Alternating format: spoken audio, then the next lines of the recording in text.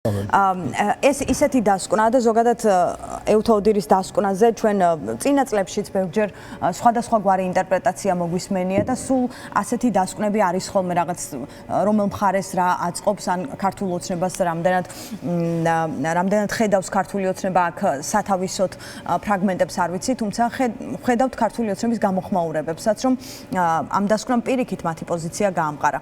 ტოვებს თუ არა ამ ინტერპრეტაციის საფუძველს დასკვნა, რომელიც გამოქვეყნდა?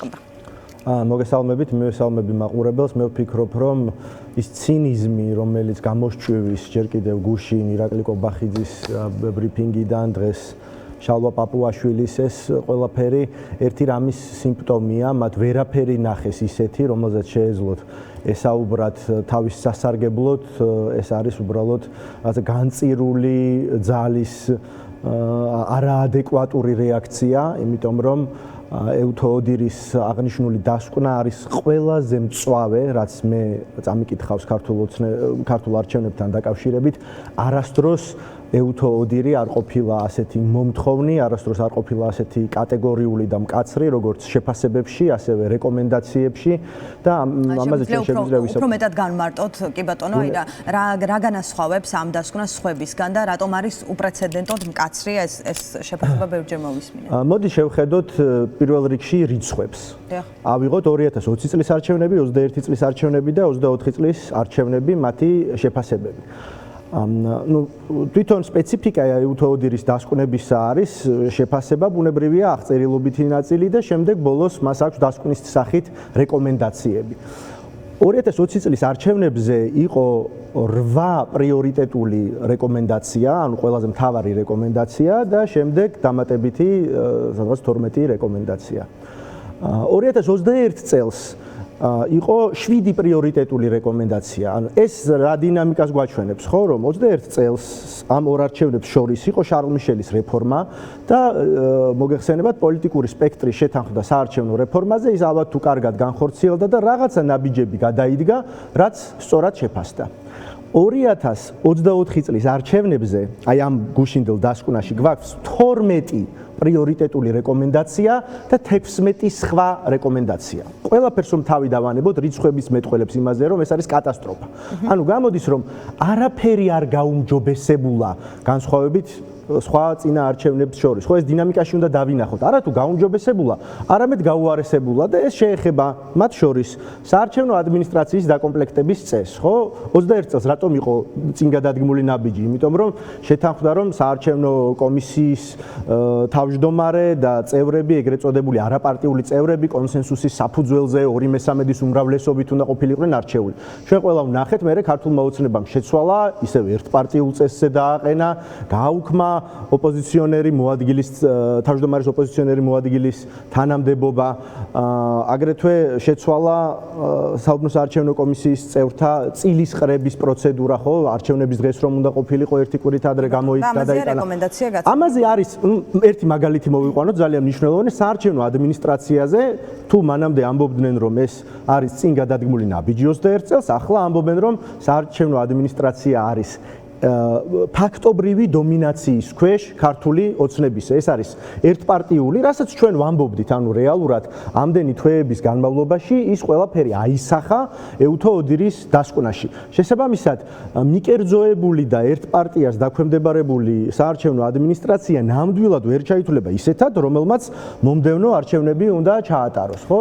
თუმცა CSKOM-აც დაინახა თავისთვის სასარგებლო ფრაგმენტები ამ დასკვნაში, განცხადებაც რომ პოზიტიურად არის შეფასებული ადმინისტრაციის გამჭვირვალობის პოლიტიკა და მის მიერ განხორციელებული მთელი რიგი საქმიანობები და რომ გამართულად იმუშავა მაგალითად ელექტრონული აპარატების 99%-მა, რომ ადმინისტრირება იყო კარგად ჩატარებული. ანუ ეს ტერმინები და ზოგადად ეს შეფასებები გვხვდება ამ დასკვნაში. ამ დასკვნაში არა, ყველა დასკვნაში გვხვდება ხოლმე კარგად ან ნორმალურად ადმინისტრირებული, სხვათა შორის ამ დასკვნაში წერია orderly, ანუ უფრო ნორმალურად შესაბამისად ადმინისტრირებული და რა უხარიათ, ანუ რა იგულისხმება კარგად ადმინისტრირებაში, რომ CSKOS სხდომები Facebook-ზე გადაიცემოდა პირდაპირი მაუწყებლობით, ეგრეთ წოდებული ლაივით, ის რომ CSKOS აქტები, რომელიც მიიღებოდა დროულად გამოქვეყნდებოდა ხოლმე CSKO-ს ვებგვერდზე და კიდევ ის რომ ჰქონდა კამპანია გამოფენილი, ჰქონდათ აპარატები რაღაც იუსტიციის სახლებში, სხვადასხვა მეტროს სადგურებში და ასე შემდეგ. ამითი შემოიფარგლება კარგად ადმინისტრირების კომპონენტი და მე მაშინ მინდა ვთქვა, დიახ, 24 წლის არჩევნები იყო მიტაცებული არჩევნები, იყო არჩევნების მიტაცების სპეცოპერაცია და აი ეს მიტაცება იყო მშვენივრად ადმინისტრირებული CSKO-სა და SUS-ის მიერ. აი ეს შემიძლია მათ უთხრა. ოპოზიციამ გაავრცელეთ საერთო განცხადება, სადაც ამბობთ, რომ ეს არის საფუძველი, რომ კიდევ ერთხელ ახალი არჩევნები იყოს უფრო მყარად მოთხოვნილი. ეუთო ოდირის დასკვნა იყო ასევე დასკვნა, რომელსაც ყველა მათ შორის პარტნიორებიც ელოდებიან და ელოდებოდნენ, რომ საკუთარი პოზიცია არჩევნებთან დაკავშირებით უფრო მკაფიო ყოფილიყო.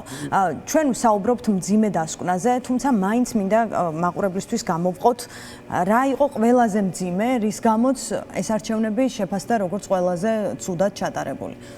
მე ერთი რაიმე შემიძლია ვთქვა, რომ მე პირადად არ ველოდი იმას ნამდვილად, იმიტომ რომ არასერიოზული არის ეუთო ოდირის დასკვნიდან მოველოდეთ ასეთ ვერდიქტს, ან ლეგიტიმური, ან არალეგიტიმური. ეუთო თვითონ ოდირი როგორ იშიფრება, ხო? ეს არის დემოკრატიული ინსტიტუტებისა და ადამიანის უფლებების ოფისი. ის სხვა კუთხით აფასებს ამ ყველაფერს, იძლევა რეკომენდაციებს და შემდეგ წინა რეკომენდაციებთან შედარებით რაიმე გაუმჯობესება მოხდა თუ არა საერთაშორისო პრაქტიკა, საერთაშორისო სტანდარტები არის თუ არა დაცული, აი ამას აფასებს. შემდეგ უკვე დასკვნა ამის საფუძველზე სამართლიანი იყო თუ არა არჩევნები. არჩევნების ძირითადი პრინციპები რაც არის, ფარული იყო თუ არა არჩევნები, თავისუფალი იყო თუ არა არჩევნები, თანასწორი იყო თუ არა არჩევნები, ჰქონდათ თუ არა ამომრჩევლებს იმის შესაძლებლობა პრაქტიკული, რომ ზეწოლის და შანტაჟის მოსყიდვის გარეშე თავისუფლად გამოეხატათ თავისი ნება. არა, ამ ყველაფერთან დაკავშირებით ეუთო ოდირის დასკვნაში წერია, რომ ეს იყო სერიოზული პრობლემა და პირველი იმ პრიორიტეტულ რეკომენდაციათა შორის არის სწორედ ეს, რომ ადამიანების დაშინება, ადამიანების მოსყიდვა, რომლის წინააღმდეგაც არაფერი გაუკეთებიათ ოფიციალურ სტრუქტურებს. აი ეს რო გიწერია პირველ რეკომენდაციაში, რაზე შეიძლება ვისაუბროთ საერთოდ. ამას გარდა კიდევ ბევრი რამ ახალი არის ეუთო ოდირის დასკვნაში, მათ შორის ის მონსტრი უწყება, რომელიც შეიქმნა ანტიკორუფციული ბიუროს სახით, რომელზეც პირდაპირ ამბობს, რომ შერჩევით ახდენდა პოლიტიკური პარტიების შერჩევას და მათ მიმართ სადამსჯელო ღონისძიებები გაატარა. აგრეთვე ის, რომ მაგალითად პოლიტიკური რეკლამები ხო, თქვენ გახსოვთ ალბათ ძლიერი საქართველოს რუსთავი ორმა და იმედმა საერთოდ შეუწყვიტა მიუხედავად იმისა, რომ სასამართლომაც კი თქვა, რომ არა ეს კანონდარღვევაო და მაინც უარს აცხადებდნენ პროპაგანდისტული არხები ამ რეკლამის გაშვებაზე. ეხლა ის სიტყვები, რომლებსაც ისინი ეჭიდებიან, რომ იყო კონკურენტული გარემო, რას ნიშნავს? აუხსნათ მოდი მაყურებელს. ხო ეს იმას ნიშნავს, რომ ბევრი სუბიექტი არსებობდა, ეს ფაქტია.